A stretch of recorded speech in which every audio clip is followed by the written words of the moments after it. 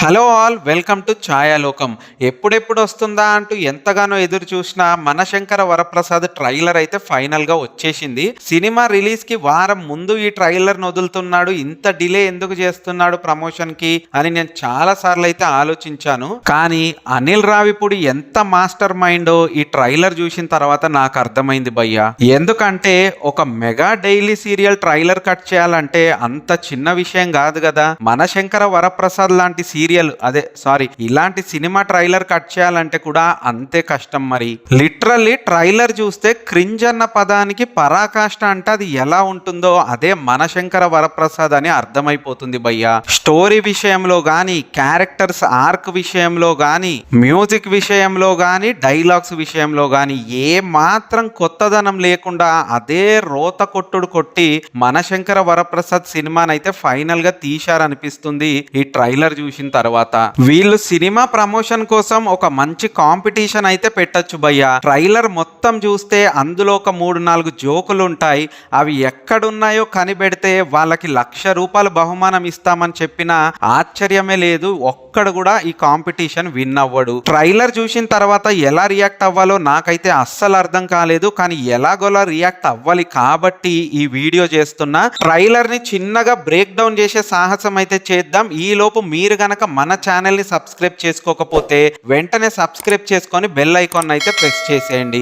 Intelligent bureau, రా agent, national security adviser, ఎలాంటోడినైనా సరే ఉతికి పిండి ఆరేసి తప్పు చేసిన వాళ్ళని కోసి ఉప్పు కారం పెట్టి వంకాయ ఫ్రై చేసుకొని తింటుంటాడు మన శంకర వరప్రసాద్. అయితే తన ఎంగేజ్ లో శశిరేఖ అనే అమ్మాయిని ప్రేమించి పెళ్లాడి 2 పిల్లల్ని కన్న తర్వాత ఏదో కారణం చేత వాళ్ళిద్దరు అయితే విడిపోవాల్సి వస్తుంది. కొన్ని సంవత్సరాలు గడిచిపోయిన తర్వాత తన భార్య కుటుంబానికి ఉన్న థ్రెట్ వల్ల మళ్ళీ సెక్యూరిటీ ఆఫీసర్ గా వాళ్ళ భార్య ఇంటికే వెళ్తాడు మన శంకర వరప్రసాద్. ఇక్కడ జరిగిన క్రింజ్ కామెడీయే సినిమా ఎండ్ వరకు లాగుతా ఉంటుంది. సినిమాలో ప్రాబ్లం ఎలాంటిదో మనకు తెలియదు కానీ అది ఎంత సీరియస్ ప్రాబ్లం అయినా దాన్ని మాత్రం చాలా సిల్లీగా డీల్ చేస్తూ కామెడీని పండిస్తున్నామంటారు మన అనిల్ రావిపూడి అన్న లాంటి డైరెక్టర్స్.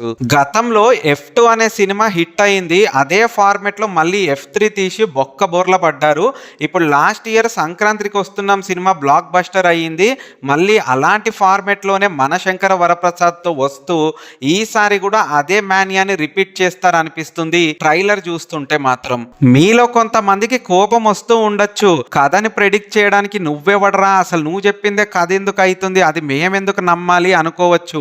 కానీ ఇంతకన్నా గొప్ప కథ మాత్రం ఆ సినిమాలో ఉండదని నాకు మాత్రం 100% అనిపిస్తుంది భయ్యా. ఒకవేళ నేను తప్పైతే సంతోషమే, బాస్ కి మంచి హిట్ దొరుకుతుంది. ఇప్పుడు నాది తప్పో రైటో కాసేపు పక్కన పెడితే అసలు ఈ ట్రైలర్ చూస్తే గుండెల మీద చెయ్యేసుకొని చెప్పండి భయ్యా, ఎంత మందికి ఈ ట్రైలర్ నచ్చుంటుంది. అసలు నచ్చడానికైనా ఈ ట్రైలర్ లో ఏముంది? ఒక మంచి బిల్డప్ సీన్ ఉందా, కడుపుబ్బా నవ్వుకునే కామెడీ ఉందా, గ్లామర్ ఉందా, మ్యూజిక్ ఉందా, సర్ప్రైజింగ్ గా అనిపించే క్యామియో ఉందా?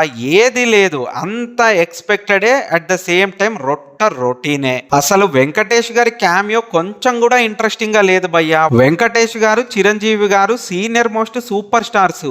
వాళ్ళిద్దరు కలిసి ఇంటరాక్ట్ అవుతున్న సీన్ ఎంత ఇంట్రెస్టింగ్ గా ఉండాలి. అటు హీరోయిక్ ఎలివేషన్స్ తోటైనా గానీ, లేదా ఇక్కడ మంచి జాయ్ఫుల్ కామెడీతోనైనా ఉండాలి. రెండుట్లో అసలు ఏది లేదే. నువ్వు ఫ్యామిలీ హీరోవి ఇటొచ్చావేంటి, మీరు మాస్ నుంచి ఇటొచ్చారేంటి, ఈ డైలాగులకి నవ్వే చేయాలా?